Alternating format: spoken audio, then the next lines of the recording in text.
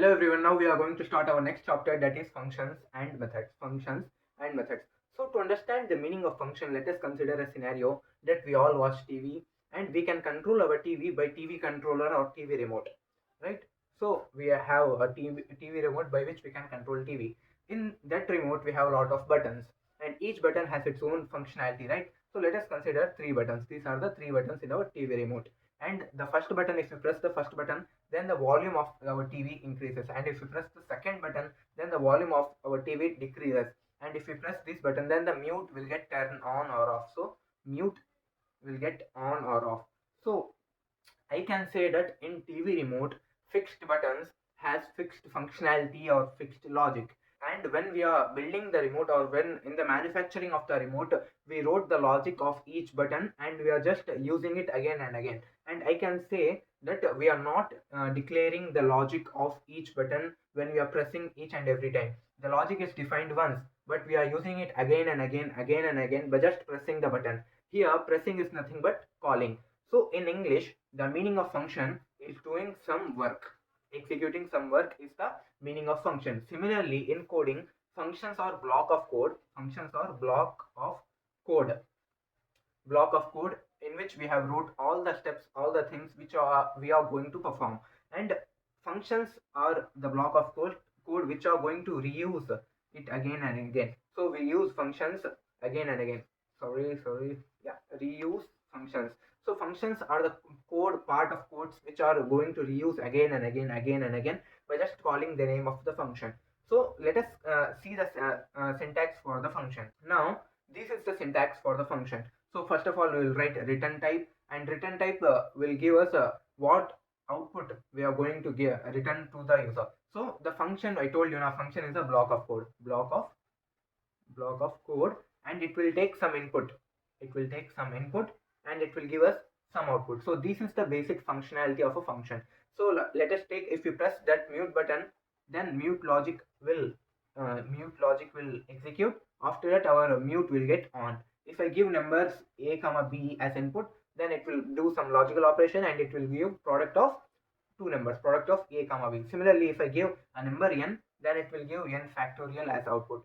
So the basic overlay of function is it will take some input and perform some operations, and then finally it will give us some output. So this is the basic functionality of every function. So here in the syntax we will have return type. Return type will tell us what output it will going to return, on which data type it is going to return. So return type, first of all, so let us consider that I am declaring integer data type function. So it will give output as integer. So first of all we have to declare return data type. After that, our name of the function. After that, parenthesis. In the parenthesis we will provide input. In professional language we called input as parameter. After that, curly braces. In the curly braces, the logical statements, whatever the body of our function. After that, return statement. In the return statement is nothing but output. So we wrote now return data type. That data type will get written as output. So this is the basic syntax of function. Now let us take a scenario to understand why we use function and what is the need for using functions. So this is our boilerplate code, right? We have inputted input java.util.in .star. After that, public class, our Java basics file name. After that, public static void main, and parenthesis. In the parenthesis we have taken an input string args square brackets, after that parenthesis. So you can see that public static void main is a function, is an inbuilt function. So remember that we can't create a user defined function with the name main, because main is a reserved keyword. Main is a reserved keyword in Java and we can't use it anywhere except in the main function itself, right? After that, public static void. These public static all these things we have public, super, and private, and all those things we are going to study in detail in OOPS chapter, object oriented programming. So public static is known as access modifiers, and main is a reserved keyword in Java. So we can't use main in our functions as variables and all those things. So main is a reserved keyword. After that, void is the return data type. So void means nothing. If we write void, then we are going to return nothing. So this is the basic syntax of main function. After it, to understand the use of function, why we use, let us take a scenario that in my main function I am going to perform some work 1. After it, I have to print hello world to user, hello world. After it, again I am going to do some work 2. After it, again I have to print hello world again, hello world. After it, I am going to do work 3. Again, after work 3 completion, I have to print hello world. After that, work 4, after that, work 5, and up to a lot of work n. So after each work, I am going to print hello world. So writing system.out.hello world, it's not efficient way. So we create basically the function name hello world, which will print hello world to user, and we just call the function name and the output will get executed, right? So let us create a function that public static void means nothing, it will return nothing. So if I write void, then there is no return statement in our program. We can write return statement, but there is no need as such. After that, void our function name. What we are going to do, we are printing hello world, so I will write my function name as print our parenthesis. We are not giving any input. Remember guys, input is optional when it comes to functions. After that, curly braces, in the curly braces I am going to print hello world, hello world. So let me clear all these things. Yeah, now save it and let us run this. So pause the video and tell me what will happen if I run this code. Let us run this and see. You can see that nothing happened, nothing, there is no output or there is nothing. So remember guys, that execution in any program, whether it may be Java, whether it may be Python, or whether it may be C, execution always start with main program. So in that we have to call our, we have built the function, right? Public static void print function. So this is known as print. We have declared our function, we have defined our function, but we didn't call. So to execute our function, we have to call our function by just writing the name. So for calling, we'll just print, that's all. Save it and run. We have called our function. You can see that the output is hello world. We have printed hello world. Or in the main function, I can also in the print function, I can also print anything I want. So I am human system.out.print. I am a student. Yeah. Now save it and run again. You can see that by just calling the name of the function in my main program, the actual function we have declared, that is a print function, whatever the steps I have included, whatever the things I have included in my body function, those all things got executed by just calling the name of my function. So you can see that I just called print function. Print is the name of my function. So I just wrote print braces and statement terminator in my main program, and all the statements in my main and in the print function got executed. Now you can see that I haven't gave return type, because void means nothing. If I write void, then I can give return. Save it and run it. Same thing will get executed. So there is no need of giving return statements when it comes to void type function. So this thing, print writing the name of my function in the main program, is known as function calling. This is known as function calling, and these all thing is known as function definition, and this thing print is known as function declaration. So in previous code we have wrote a program public static void print is the name of my function print. After parenthesis, in that we have printed system.out. Hello world, right? After that, closing parenthesis, curly brace. After that, our main program. Remember guys, that execution always start with main program. If you didn't wrote the main program, then nothing will get executed, right? After that, public static void main string args, right? And we have called our function name print. Yeah, that's all. After that, yeah, you can see that these print parenthesis is known as function declaration. Function declaration, and the things which are going to execute these are with including all those things. This thing is called as function definition. Function definition. And writing or calling the name of my function is known as function calling. Function calling. So all these things you have to remember, technical things when it comes to interview. Interviewer might ask you what is function declaration, definition, and function calling.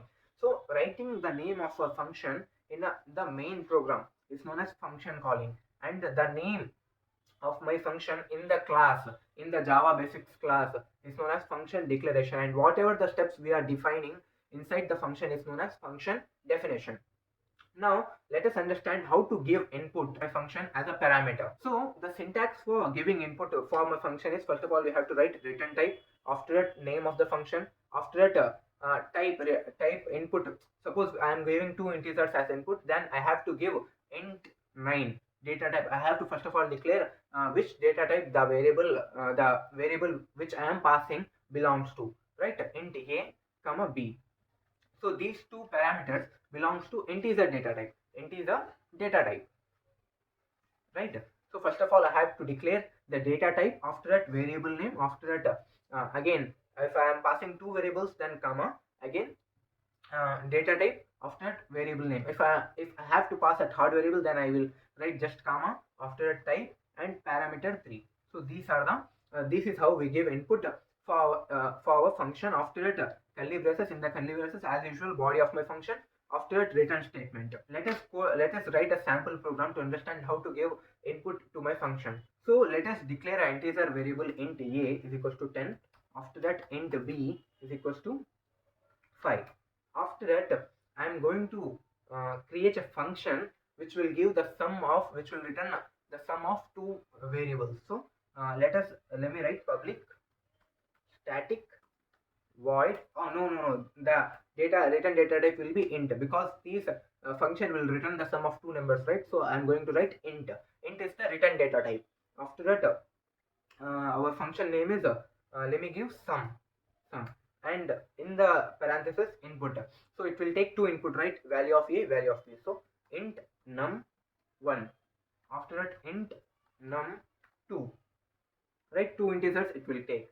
After that in the function body I am going to create int sum is equals to num1 plus num2. After that return sum. That's all. And I am going to print the return value system.out, and in that print output statement I am going to give some a comma b. Save it and run this. So by running this you can see that 10 plus 5, the output will be 15. So let me run this. You can see that the output is 15. So we have printed sum of two numbers by just calling the name of a function, and the value which will get returned, we have printed the value in line 11. So this is how function calling, declaration, and definition works. And I want to tell you the technical aspect of this. Now you can see that I have declared int a is equals to 10, after that int b is equals to 5, and I have passed a comma b as a parameter as input to my function. And in the function declaration in line 4 you can see that int num1, int num2. So these are the two input variables.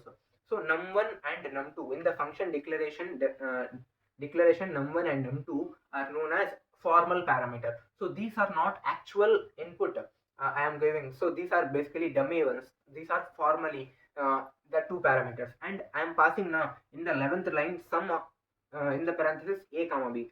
These two things are known as actual parameter.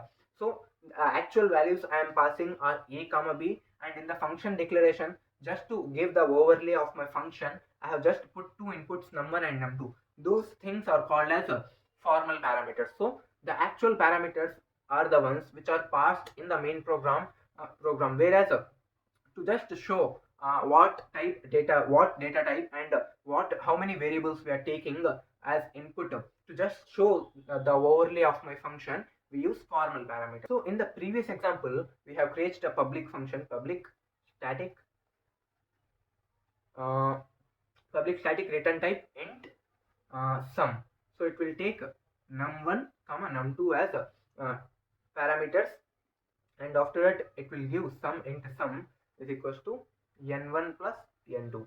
After that we have return sum, right?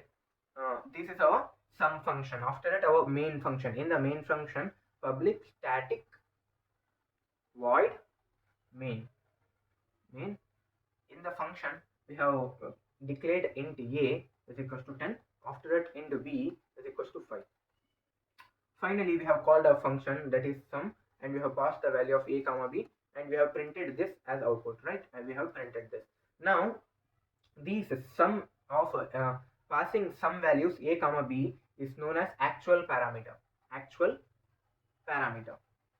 And to declare the overlay, what are the things that are going to happen in our function, and what are the things that we are going to take, and how many inputs we are taking. So to declare the overlay and the structure of a function, we took now these parameters. This input is known as formal parameter.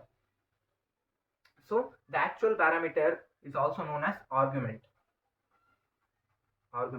So arguments are those values which actually get passed in the function, and n1 n2 that are formal parameters just describe the overlay of my function, and a comma b are the actual ones which will get passed to the function. So I hope you have understood the difference between formal parameter versus actual parameter. So actual parameters are the values a comma b which will get passed to the function, and formal parameters are the ones which will just describe the overlay. What are the things going to happen, how many inputs we have to take, what are the data types of those input. It will just describe the overlay of my function. Whereas these are the actual ones which will get passed as input. So I hope you have understood the difference between actual parameter and formal parameter, and how to take input how to give input in the function. Now let us understand how memory works in the function. So to understand what will happen in the memory when we call a function inside the main function, let us take an example that we have created a public function, public static void sum. So void means it will return nothing. So int a comma int b. In the function we are calculating sum is equals to a plus b. That's all, and we are printing the value of sum. System.out.print value of sum. And so this is our function declaration and definition. After it, our main function, public static void main string args. After it we are declaring int a is equals to 10, int b is equals to 5. After that we are calling sum function, and we are passing the values of a comma b as our input. So this is the main function and our sum function. Now let us understand what will happen in the memory allocation. So in previous chapters, in variables and data types chapter, we have studied that for variables, memory is allocated in the form of blocks, and each block has its own location. Whereas in functions the memory is allocated in the form of call stack. This is known as call stack. Variables memory is allocated in the form of blocks, and functions where memory is allocated in the form of call stack, and each block of call stack is known as call frame. So what is a stack?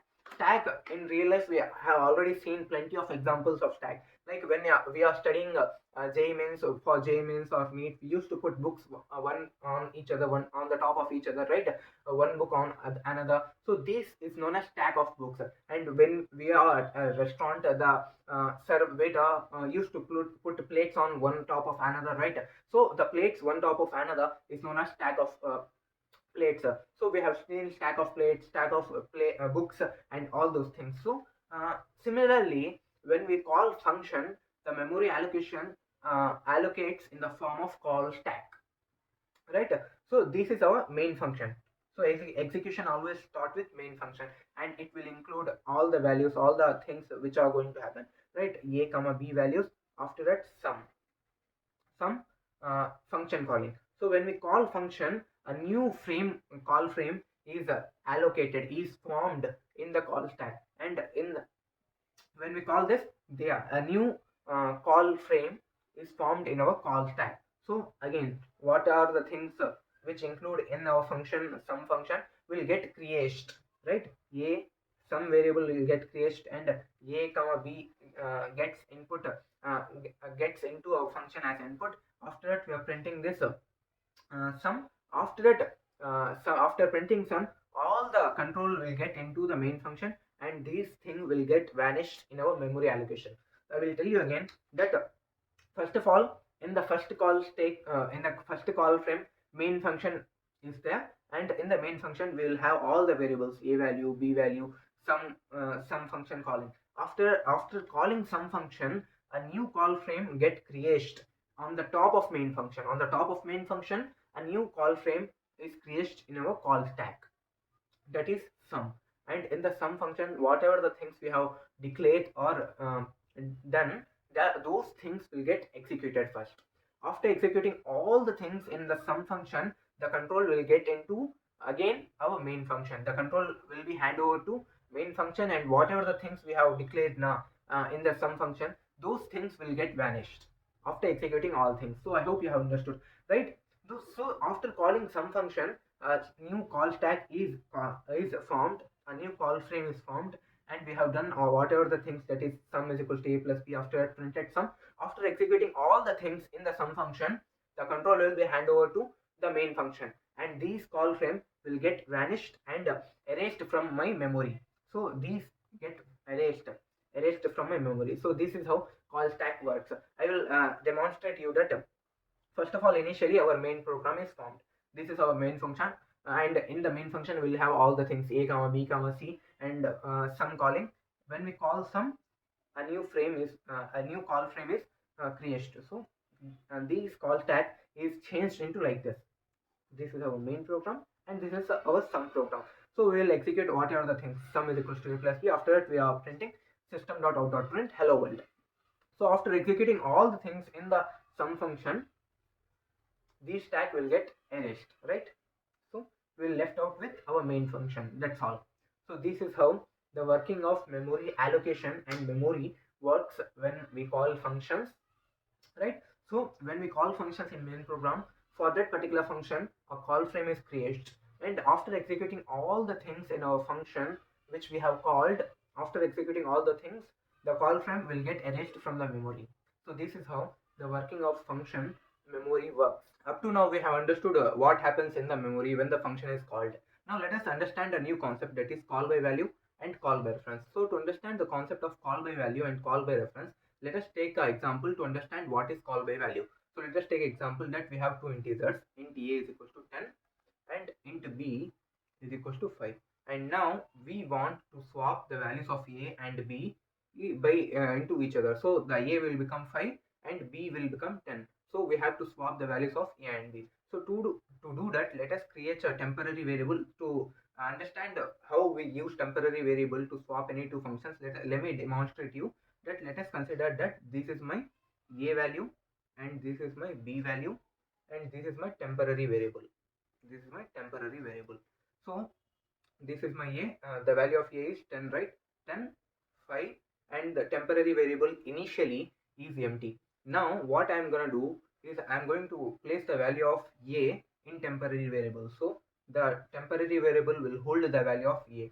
After that, this is the value of b and this is a. Now I am going to put the value of b into a.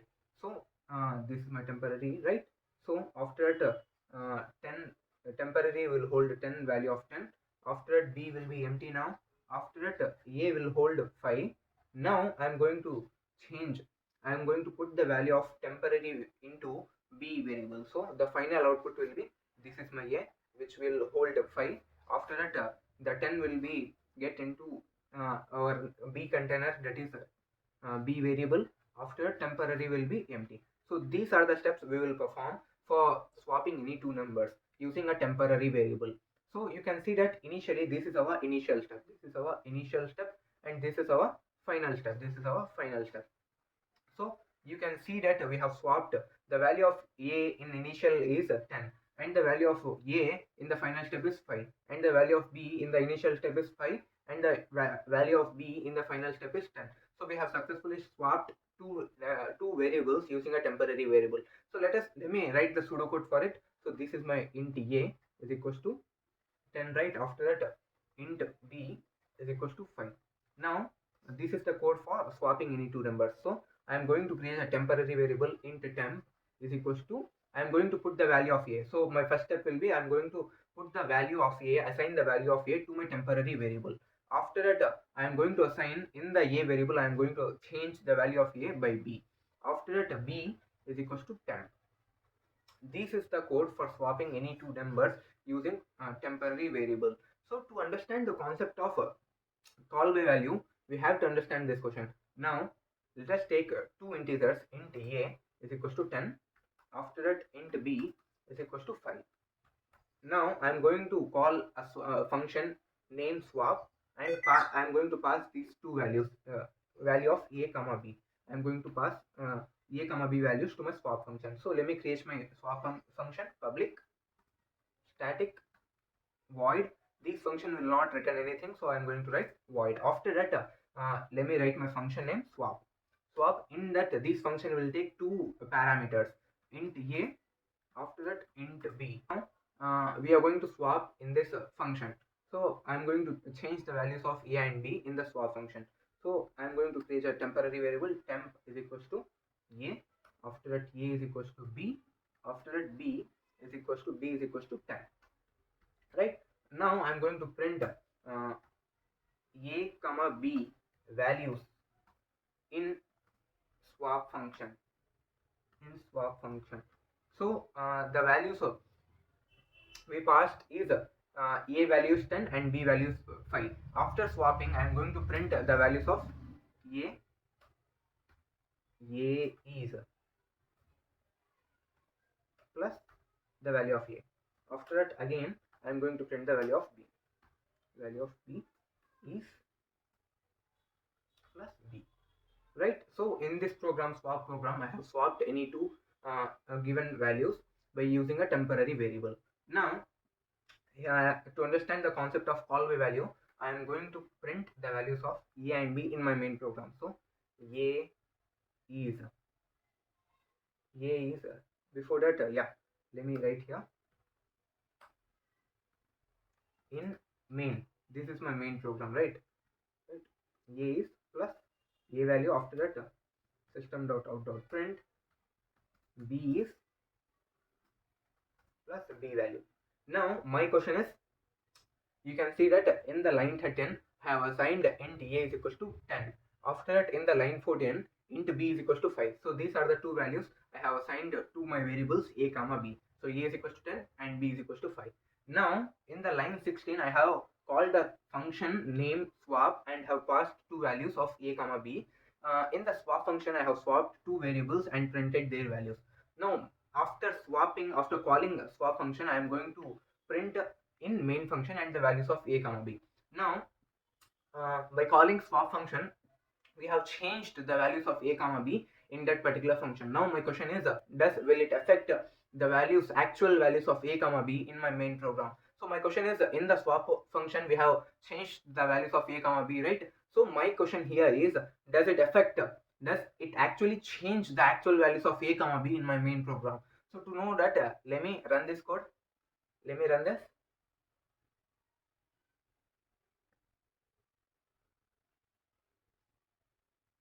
Yeah, you can see that first of all, when I called the swap function, a b values are a is 10, b is 5. After swapping, a will become 5 and b will become 10. Now the swap function is completed, so the control will hand over back to our main program. And in the main program, you can see that the value of a is still 10 and the value of b is still 5. So the main program, the actual values of my integers doesn't change. So this is the concept of call by value. So in Java, our compiler creates the copy of our variables.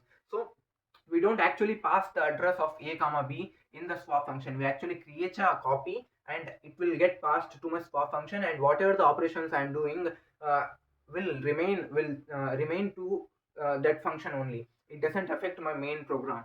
So in the example, we have swapped the values of a comma b in the swap function.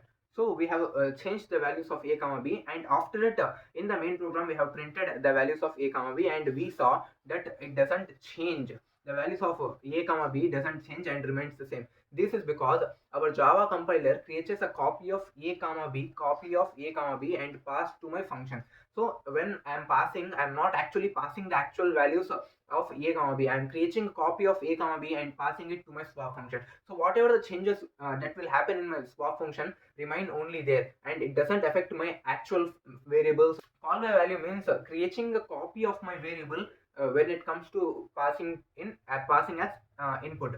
So what my Java compiler will do is it will create a copy of my variables and passes to the function. So the actual variables which are there in my main program doesn't change. Suppose I am doing some operations in the function and changing the values of a comma b in the function, but it doesn't imply that in my main program whatever the actual variables, those values of the variables doesn't change, doesn't affect at all. So the values in the swap function may change, but a comma b in the main program remains the same. So this is the concept of call by value. So what is call by value? When I call a particular function by passing arguments, by passing a parameter, the parameter which are passed in the function is not the actual variables. Java compiler creates a copy of that particular variable and pass it to the function. So whatever the changes we are doing with the variable doesn't affect with the actual variable. So the actual variable here is the in the main program a comma b are the actual variables. So those values of a comma b doesn't change when I swap to the values of a comma b in the swap function. So in the swap function, those values are the copied ones. So the actual values which are in my main program doesn't affect at all. This concept is known as call by value. Remember guys that Java always calls by value. So most of the variables in Java is called by value, whereas called by reference is in call by value we have created a copy, right? So whereas in call by value we don't create a copy, we just pass the actual address of that particular variable. So whatever the changes that will happen in the variable in the function, that will directly get impacted by the actual variable. So if we change that particular value of a particular variable by passing the function, then the actual value in the main program will also get changed when it comes to pass by value, pass by reference, whereas pass by value will create us a copy of that particular variable. So whatever the changes we are doing in the function remains only there, and it doesn't affect the main program variables. So this is the difference between call by value and call by reference. So I hope you have understood. Call by reference, always when we pass and do some changes, then the actual variable will also change. Whereas call by value, when we do some operations by passing a parameter to the function, the changes will happen only in the function and limited to only the function, whereas it doesn't affect in our actual variable. So this is the main difference between call by value and call by reference. I hope you have understood the difference between call by value and call by reference, and remember that Java always calls by value. Now in this question we have to find the product of two numbers using functions. So here a is equals to 3 and b is equals to 5, and we are going to return the values of a cross b. So to do that, first of all, let me create my public static function. Public static. Now I am going to write int type function, because we are going to return integer that is nothing but product of our numbers, right? So I am going to create integer type function. After that, public static int our function name, that is product, and in that I am going to pass two integer variables, int a and int b. After that, I am going to calculate the product. So int product is equals to a cross b. After that, finally I have to return the values of the product. So I am going to return the value of product. So return product. That's all. This is my function to calculate product. So in the main function, public static void main. In the main function, here I am going to create two variables. Int a is equals to 3. After that, int b is equals to 5. And finally, I am going to print whatever the value returned by the product function. So by calling the product function, and passing the values of a comma b. Now our output will be 3 cross 5, that is the output will be 15. So the output that is 15 will be printed by using SYSO, that is system.out.print, and I am going to print the values whatever the product function will return me. So this is the code for calculating product of two numbers. Now let us code this thing. Now let me create int a is equals to 3. After that int b is equals to 5. Now I'm going to print whatever the output which will get returned by the product function. So product, in that I'm going to pass a comma b. Now let me create my product function. So public static int return type int product, and in that we are going to take two inputs, int a, after that int b. Now here I am going to calculate product. Int product is equals to a cross b, and finally return my product. Return product, that's all. Save this and run. We can see that the product of 3 into 5 is 15. So this is how we are going to calculate the product of any two numbers. Now in this question we have to calculate the factorial of a given number. So in previous maths classes, when we are in high school, we must have studied about factorial. So I can write n factorial as n into n minus 1 into n minus 2 into n minus 3 up to 1.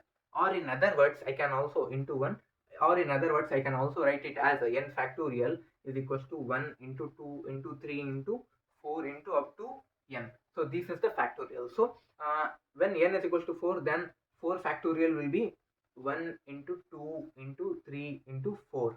That is 2 2 1 are 2 and 4 3 are 12. So 2 into 12. Then the output will be 24. So n factorial, that is 4 factorial, is equals to 24. So the n value will be given by our user, and we have to print the factorial of that particular number. Whatever the user will give, n user may give 7 or user may give 8, whatever, we have to print that particular factorial of that particular number. So what is the logic behind it?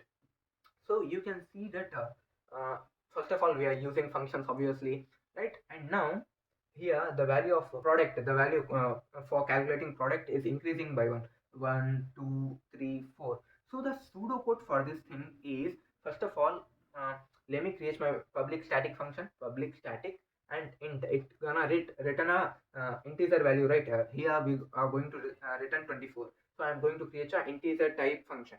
After that int our factorial function name fact, and in that we are going to get n value from our user. After that here, first of all, let me give let me create an integer variable int facto, and these facto will calculate the nth factorial of a particular number. So we will initialize it with 1.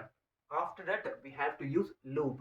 So I am going to write for loop for int I is equals to 0, int I is equals to 1. After that I am going to run this loop for n times. Here we are calculating product up to n, right? N here is 4. So we are going to run our loop n times. So I should be less than or equals to n. After that I plus plus. In that I am going to multiply, I am going to change the value of facto as facto is equals to facto into the value of I. That's all. After that finally I am going to return my factorial function. I am going to return my facto. That's all. This is the code for calculating factorial of a given number. Now let me dry run this code such that you will understand it better. Here n is equals to 4, right? So initially our facto is 1. After that initially I is equals to 1. Now our condition is I should be less than or equals to 4, because n is equals to 4, right? The condition is true. So facto will become facto is equals to facto into I, that is 1 into 1, and facto will become 1. After that I will become 2, again condition is true, then facto will become 1 into 2, that is facto will become now 2, and I will become 3. After that facto is equals to 3 into 2, 3 into 2, that is facto will become 6, and I will become 4. Now our facto will be facto into I value is 4, that is 24. Facto will become 24 and I will become 5. Condition is false, that is I should be less than or equals to 4. Condition is false here, and we will return this to my main program. So this is the code for finding a factorial of a particular number.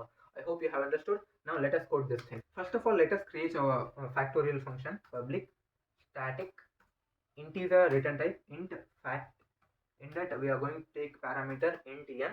After that, first of all, we have to create a facto function which will calculate the factorial of a particular number. Facto is equals to 1. After that, we have to run a loop. So for int I is equals to 1 and I should be less than or equals to n. We are running the for loop for n times. After that, I plus plus.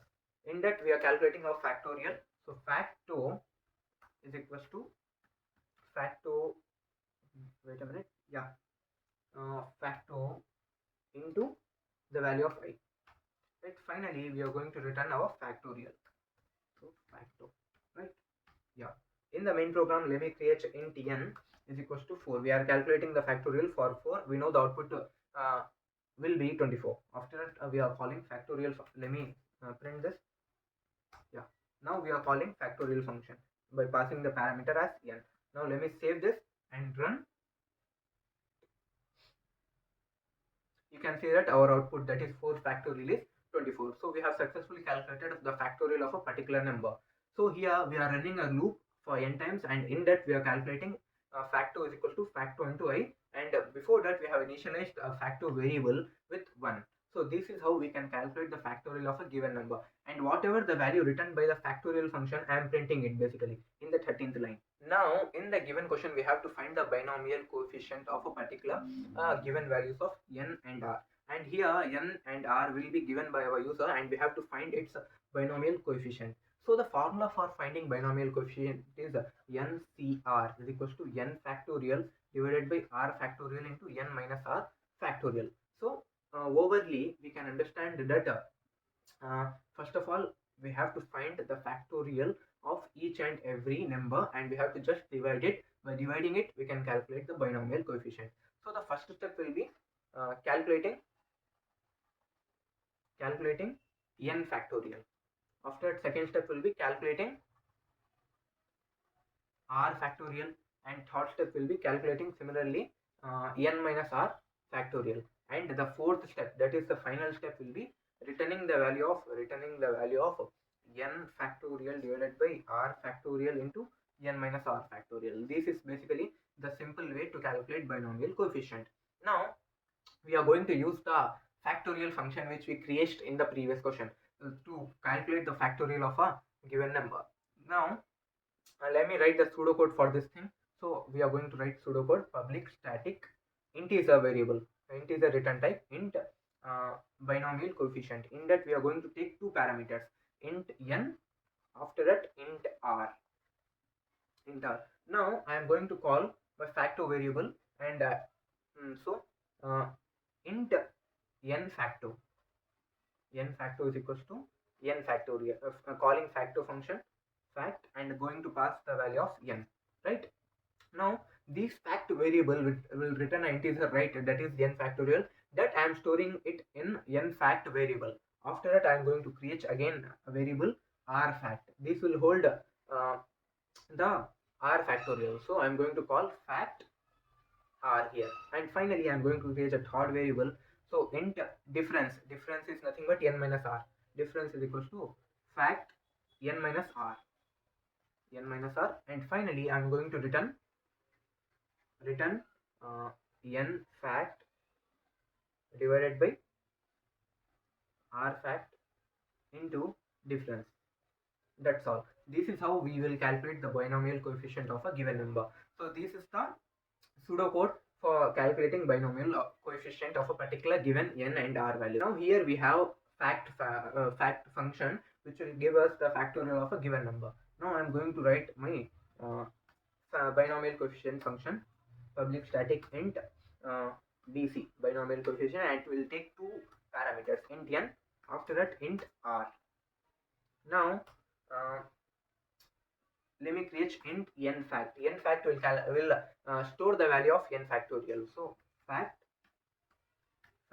n, I am going to pass fact n. After that, int r fact is equals to fact r, and finally int diff is equals to fact n minus r, right? And finally I'm going to return uh, this n fact divided by brackets r fact into difference. That's all. And in the main program, let me give int n is equals to 5. After that, int r is equals to 2. So finally, I am printing whatever the value that will returned by the factorial BC binomial coefficient function BC, and I am going to pass the values of n comma r. So save this thing and run. You can see that our output binomial coefficient when n is equals to 5 and r is equals to 2 is 10. So let me cross check this and verify our output. So the output we got here, is 10. So let me cross check this. So here n is equals to 5 and r is equals to 2. Then n minus r will be 3. Right? So let me calculate 5 factorial divided by 2 factorial into 3 factorial. So 5 into 4 into 3 into 2 into 1 divided by 2 into 1 into 3 into 2 into 1. Now we can cancel this out, right? And 2 1 ja, 2 2 ja, and finally our output will be 10. So the answer is correct. So we have calculated the binomial coefficient of a given number by just providing the n value and r value. We have to just provide the n value and r value. It will give you binomial coefficient in just seconds. So this is how the code working of calculating binomial coefficient of given n and r values. Now let us talk about types of functions. In Java, we have two types of functions. First one is inbuilt functions, and second one is user defined functions. So up to now we have created a function for swapping, we have created a function for product, and we have created a function for nth factorial. After that, binomial coefficient. These all functions are created by us, by coder like us. These all things, the functions which are created by humans or which are created by the user, are known as user defined functions. Whereas in Java collection frameworks, there are certain keywords which are reserved, and those keywords are used to perform a certain work. Those keywords, we called it as inbuilt functions. Here I told you now that main is an inbuilt function, and if is an inbuilt function. After that, switch is an inbuilt function. These all things are the reserved keywords in Java. So you can't create a user defined function with the name main. You can't create a function with the name main because it is reserved in Java collection frameworks. We have a package of functions which we will use in the future to calculate different things and to make our code easy and more accessible and more efficient. So we use inbuilt functions. Some inbuilt functions like max dot POW is calculated to calculate the power, is used to calculate the power between two numbers, and math.max is used to give difference between the highest number of two numbers, and max.min will give the minimum value of two numbers.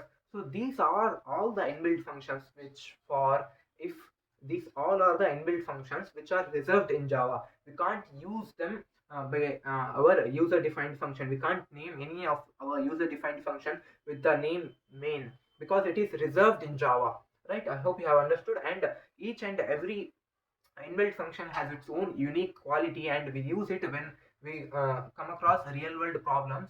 When we are doing problems for lead code or hacker rank, we use max.pow to calculate the power of a given number, or max.maximum value to calculate the maximum of between two numbers. So these are all the inbuilt functions which are used to make our code smoother, to run smoother, and make it more efficient. So this is how the difference between user defined and inbuilt functions. Now let us talk about another concept, that is function overloading. So function overloading, we will talk about it in detail in OOPS chapter, in OOPS object oriented programming. In OOPS chapter we will talk about it in more detail. What is function overloading, function overriding, public private access modifiers, and all those things we are going to talk about it in OOPS chapter. But just now, for now, let us see what is function overloading. So function overloading is nothing but multiple functions with the same name but different parameters. So the meaning of function overloading is the multiple functions with the same name, but the only change is parameter. What is the actual meaning of function loading? overloading. To understand it, let us take an example that I'm going to create a function named multiple that will take two in parameters, that is int a and int b, and our multiple function will return the product of two numbers. So here I can pass 9 comma 7. Yeah, I can pass this and the code will run smoothly and it will give the product of two numbers. Can I pass 1 comma 7? Yeah, I can pass it and will get output. So my question is, now can I pass 1 comma 2 and 3 comma 4 as parameters? No, I can't pass 1 comma 2 and 3 comma 4 as parameters, because the parameters here are integer type and I am passing float type. So for that I am going to create the same function, but in this I am going to pass different parameters, float a or float b. So these function will give me the product of two float type data variables. Now my question is, I am going to pass two double variables, d1 d2. So can this code work for double variables? No, this code can't work for double variables. It is only applicable for float type variables. So to tackle that, now I am going to create again same function, but here I am going to pass another parameter with double type variable, double data type, that is d1 and double d2. Now these will work for calculating multiplication of two doubles. So this is the concept of function overloading. Here in function overloading we have two types, with parameters or with data type. So the meaning of function overloading with parameters is, here let us consider that multiple function, and here I am going to calculate a product of two integers. So this code will work smoothly for calculating two product of two integers. Now I'm going to pass a float variable. So to pass float variable, here I'm going to change parameter, right? I need to change parameter. So I'm going to write again the same function name, but the only change is float a and float b, and I'm going to do perform product of two float variables.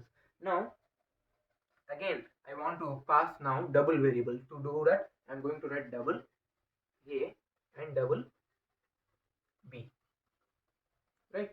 So the function name here is same, but the only change is the parameter, is the data type of parameter,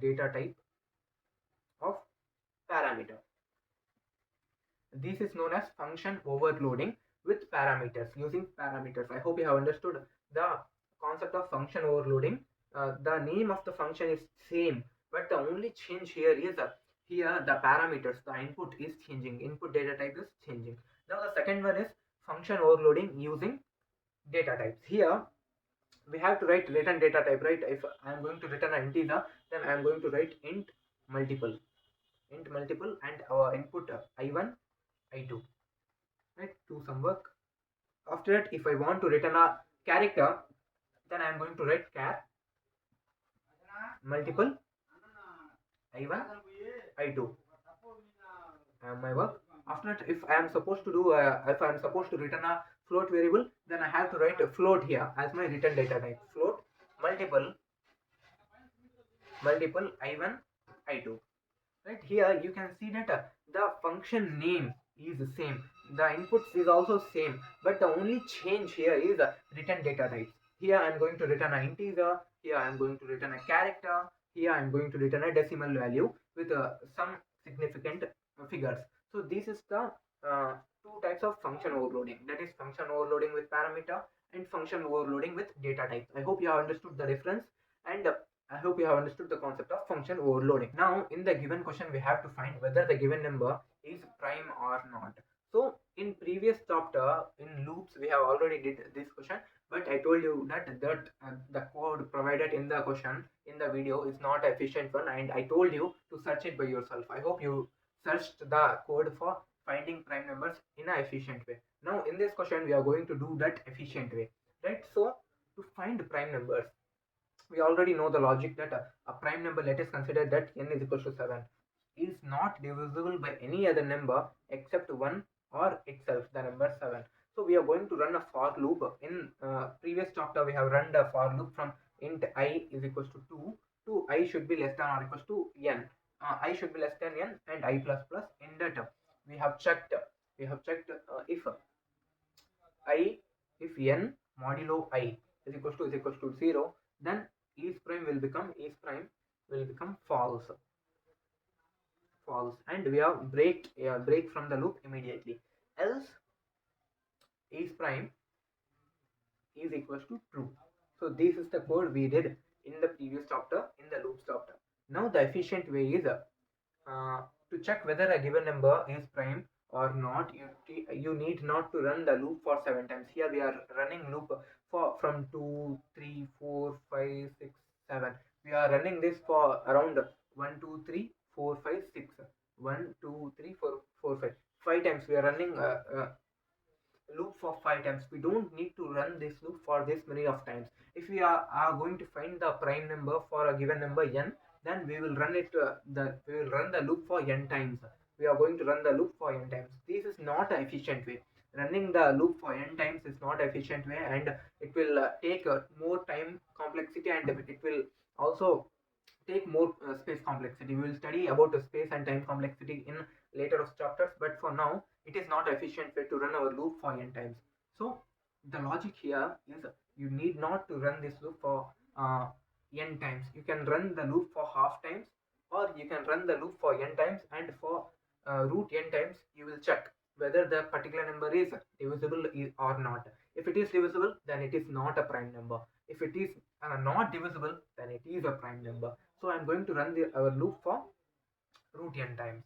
So my code will be I is equals to 2 and I should be less than or equals to root n times. I'm going to run my loop for root n times. So here I'm going to decrease from n times to root n times.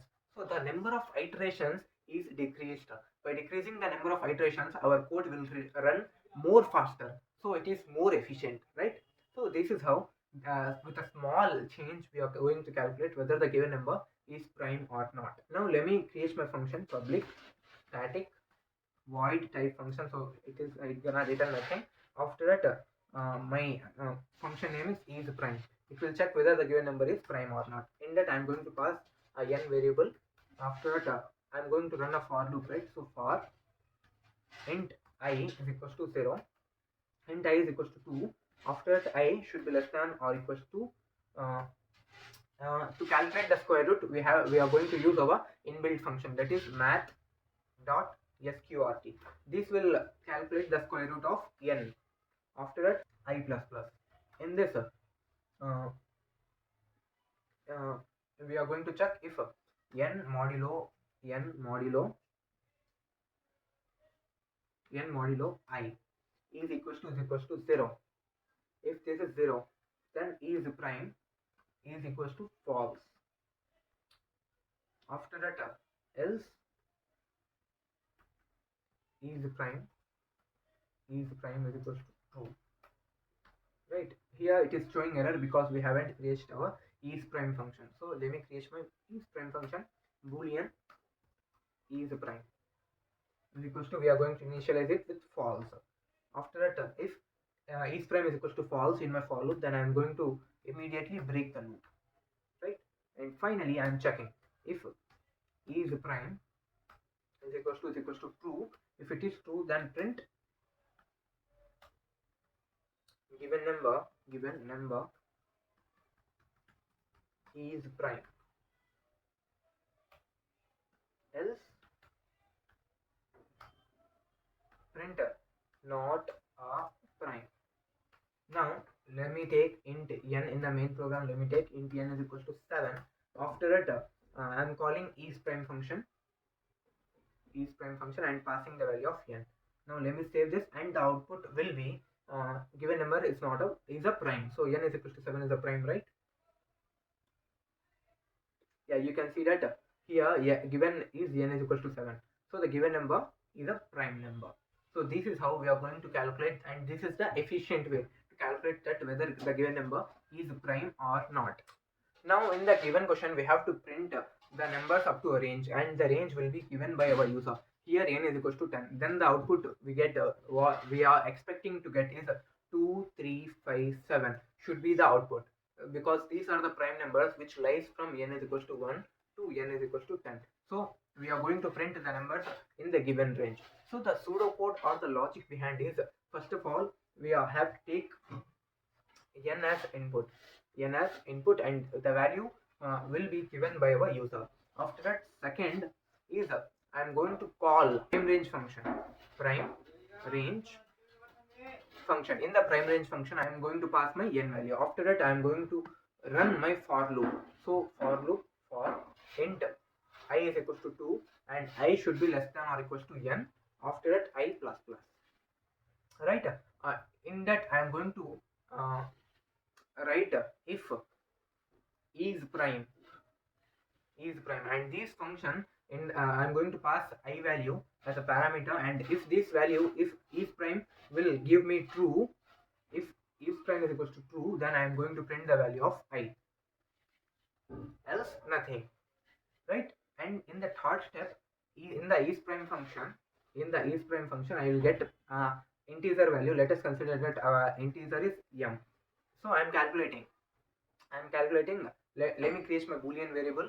Boolean is prime is equals to, I am going to initialize it with false. After that, I am going to run my for loop. So for int I is equals to 2 and I should be less than or equals to root m times, after that, I plus plus. In this if I, that is m modulo I is equals to 0, then is prime should be false, and I am going to finally break the loop. Right? Else is prime is equals to true. Right? And finally, I am going to return my return is prime return the value of is prime. Again, one thing here, that if user gave me if m is equals to 2 or m is equals to 3, then return true, because 2 and 3 are prime numbers. Right? This is the code for printing the range of prime numbers. So here, first step will be taking input from a user. After that, passing that input to my prime range function. In the prime range function, I am going to run a loop from I is equals to 2 to I should be less than or equals to n times. I am going to run my loop for n times. After that, in the for loop, I am going to check by passing the value of I am going to check whether the given provided number is prime or not. If it is prime, then I am going to print the value of I. If it is not, then the next iteration, then go to next iteration. So in the is prime function, what is happening? I am going to pass a parameter m. After that, I am checking if m is equals to 2 or 3, because I am going to run from 2, right? So 2 is divisible by itself. So in the is prime for loop, it will give me false. So for 2 or 3, this is an exception. I am going to return true. After that, I am running a for loop from I is equals to 2 to root n times. So I am using the efficient way here. After that, I am checking whether the given provided number is divisible or not. If it is divisible, then immediately terminate the loop and return false. If it is not divisible by any other number, then return true. If in the prime range function, if the return statement is true, then print the value of I. So this is the basic structure of my code for printing range of prime numbers. Now we have int n is equals to 10. After that, let me call prime range function. Prime range function will print my prime numbers up to n. Right? So let me declare and define my public prime range function. So public static void prime range. In this, we are going to take input n. After that, I am running a for loop for int I is equals to 2 and I should be less than or equals to n and I plus plus. In this, if is prime and passing, I am going to pass parameter as the value of I. Right? Is equals to true. If this is true, then print a system out the value of I. Else do nothing. So finally, I am going to declare and define my public static is prime function. So is prime function return data type will be boolean. It will return true or false. So boolean is prime. In this I am going to take m as parameter, and I am going to write a condition here that if m is equals to 2 or m is equals to 3, if these two values are true, if we get parameter as m is equals to 2 or m is equals to 3, then immediately return true because these two are prime numbers. Yeah, return return true. After that boolean is prime is equals to initialize it false. After that run a for loop for int I is equals to 2 and I should be less than or equals to math dot square and m times after that I plus plus.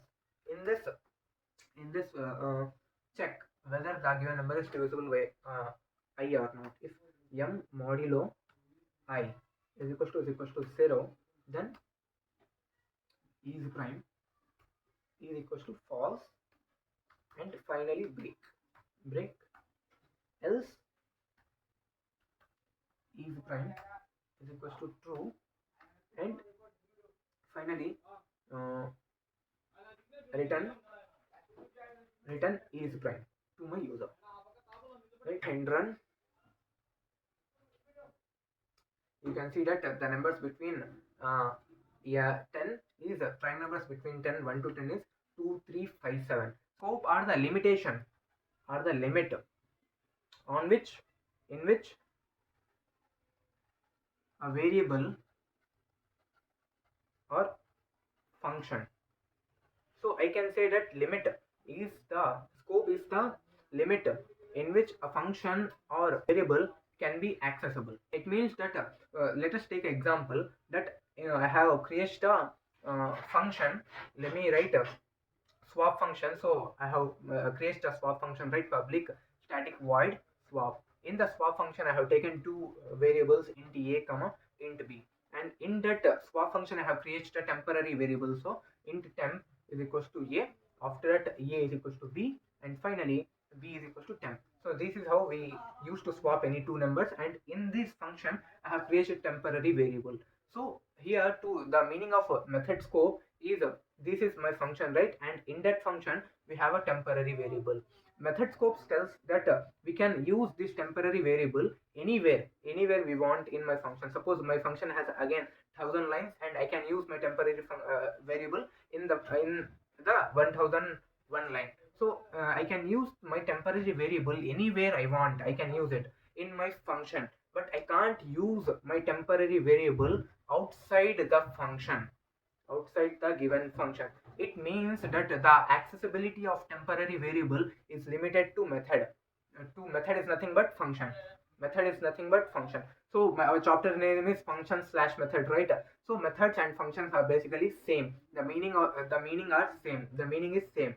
So any variable is only accessible only for its method or function. So here temporary is accessible anywhere. We can access anywhere in our swap function, but we can't access my temporary variable outside the swap function. This is the meaning of method scope. And similarly, to understand block scope, let us take example that I have created a public class Java Basics. So we are doing all our questions in same class, right? Our class name is Java Basics, and in that we have created main program, different functions, and all those things. So the class is same. So we have created our class, public class Java Basics. In that we have our swap function, uh, prime range function,